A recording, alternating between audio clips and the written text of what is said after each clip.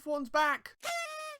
Now with the first round Bahrain safely out of the way and the 2023 season safely underway, I want to have a quick look back at the results of the first race, round one, going over, how each team fared, the results, my thoughts as a whole, really.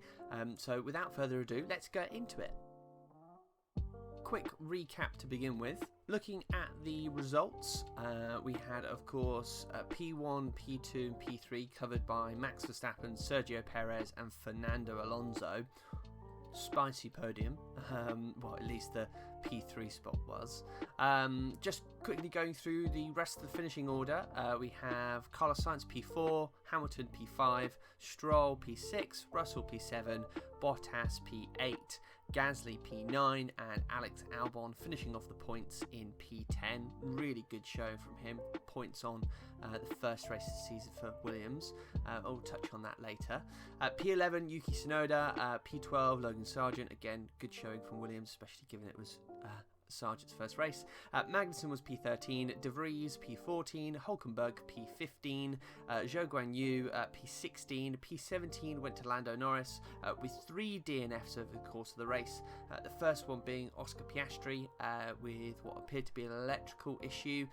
Charles Leclerc also DNF'd with again an electrical issue. His ECU, I think it wasn't working, which is quite worrying considering they changed it just before the race as well. And then Esteban Ocon also DNF'd. I'm not too sure if it was a problem necessarily, but he just kept on getting handed penalty after penalty, didn't he? Well, to his and the team's own fault, but yeah, no wonder they retired the car if it was anything other than that. And then of course you had the fastest lap of the race, which came together from Zhou Guanyu with a 1:33.996, with the fastest pit stop coming courtesy of the Ferrari boys, specifically Leclerc's car, with a time of 2.22 seconds. So good pit stop straight off the back, getting back into the swing of things. But yeah, let's move on to my thoughts over the race and how I would rank it as well. So this is how the structure of my sort of race reviews are going to go. I'm going to give them a race rating, a driver of the weekend, a fail of the weekend, honourable mention as well, for the people that did a good job but weren't maybe the highlight of the race. Team of the weekend and losers of the weekend, basically the team that was the loser of the weekend. So that's how I'll structure it moving forward. But let's start with the driver of the weekend, and it couldn't be anyone other than Fernando Alonso for me. Of course, we all know how it ended, P3 on the podium, but the way that he got there was astounding. Fantastic pace throughout the whole race, some superb overtakes. The one on Lewis Hamilton down the inside at turn 10, I think it was. Fantastic. He very narrowly missed 2 scrapes really. Stroll sort of torpedoing him at the start, very nearly taking him out. It knocked him back a little bit, but as we see, he came fighting back through. And then his slight tap with Carlos Sainz later on. I think he may have also touched Lewis Hamilton. I can't remember off the top of my head now, but I think he may have been slight contact there. And it was definitely Carlos Sainz. So a couple of takeaways we can bring from that. Fernando Alonso, not afraid to get his elbows out and to get stuck in there from those overtakes, that's quite clear. But also that Aston Martin seems to be made of steel. It of course had those 2 taps and nothing seemed to break on it. Even getting a puncture, there was nothing there. So yeah, hopefully we'll continue to see this kind of pace from Aston Martin moving forward. It seems to be the only other people that might be able to fight for the title with the way Ferrari and Mercedes are going. But there we are. Looking forward to seeing how Fernando Alonso fares against Max Verstappen as we progress throughout the season. Fail of the weekend then, and for me it goes to Esteban Ocon, the penalty man as he shall now be known. Yeah, it was just a bit of a mess for them, wasn't it? I think 3 penalties in total, totaling 15 seconds, 5-second penalties 3 times over essentially. The first being for him being too far forward in the pit box, and then for coming into the pits to serve that penalty and it being served incorrectly, as in not spending enough time without the mechanics doing anything, I believe it was. So then he had to come back and do that again, and then also got penalised for speeding in the pit line. So it would have actually been 20 seconds worth of penalties, having to serve obviously one of them twice. So yeah, no wonder they retired the car. I don't remember seeing any issues with the car per se. It was just they were so far back. Unlike McLaren, where even though Norris pitted a lot, and we'll come back to that later, they could continue to run the car to get the laps in. Alpine just seemingly didn't see the point of doing anything like that, and so brought him in. But yeah, it was just from Ocon's side of things, you know, that he should have done better, but from the team side of things as well, the procedures, just an absolute mess. Gasly on the other side of things in his garage did great, you know, back of the grid to I think it was P9. Fantastic showing from him, scoring points on his debut for Alpine. So clearly things were going right in one end of the garage and not the other. But yeah, just an awful display from Ocon. My honourable mentions for this race, and it has to be the Williams boys. What a fantastic opening race for them, honestly. Points, of course, for Albon, a P12 for Logan in his first race. Their start, I don't think has been mentioned enough. They were both up 3 places off the start within like the first couple of laps. So fantastic for both of them. Albon managed to hold on to that points position, as I say. Logan in his first race coming P12, fighting in order to get to the points. So I'm hoping that this isn't just a flash in the pan for Williams, and that we'll continue to see this kind of performance from them. You know, not quite in the top end of the midfield, but certainly scratching at the bottom of it, and that they can, you know, continue to progress further. A great way for James Vowles, of course, to start his team principal role, you know, points on his first race. So yeah, really good showing from the Williams boys and the team as a whole. Team of the weekend, and it couldn't be anyone else than Red Bull, really. A 1-2 for the Raging Bulls, Max Verstappen and Sergio Perez.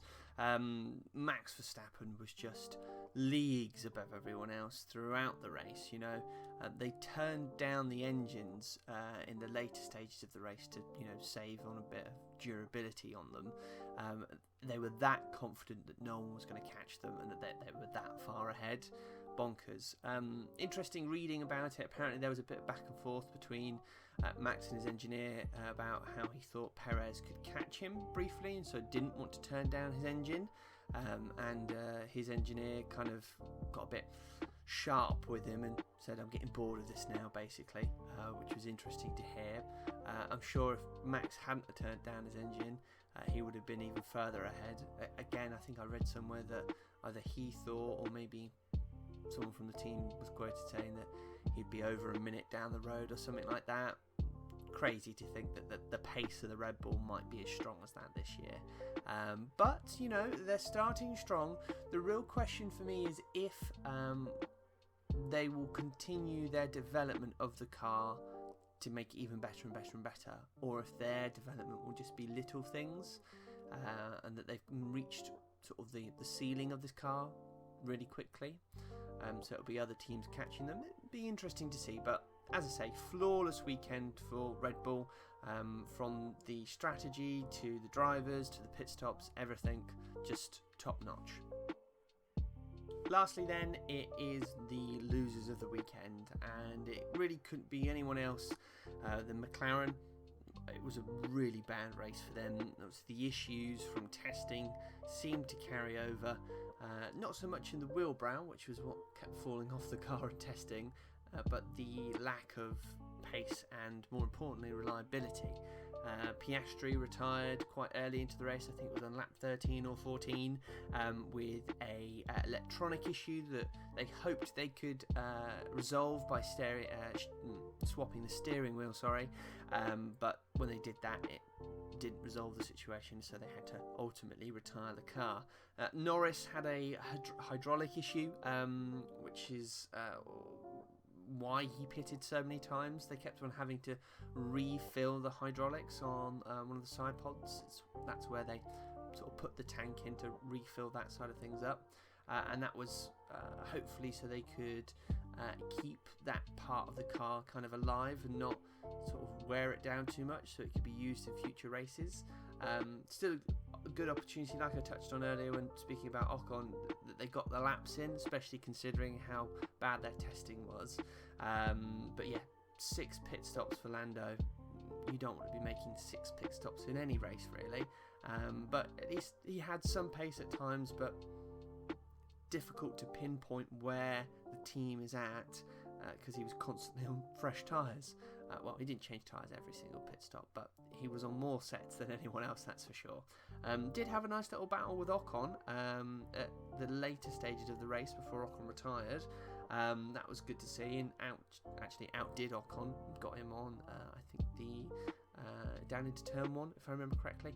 But yeah, so not a weekend to be a papaya fan, that's for sure. But, you know, they started badly last year, and they turned it around to be fighting for 4th in the championship. So we'll see what they can do this year. Norris has come out and said that with the gains that Aston Martin have had, there's no reason why McLaren can't make 50 to 75% of those gains across the season, as in during the season.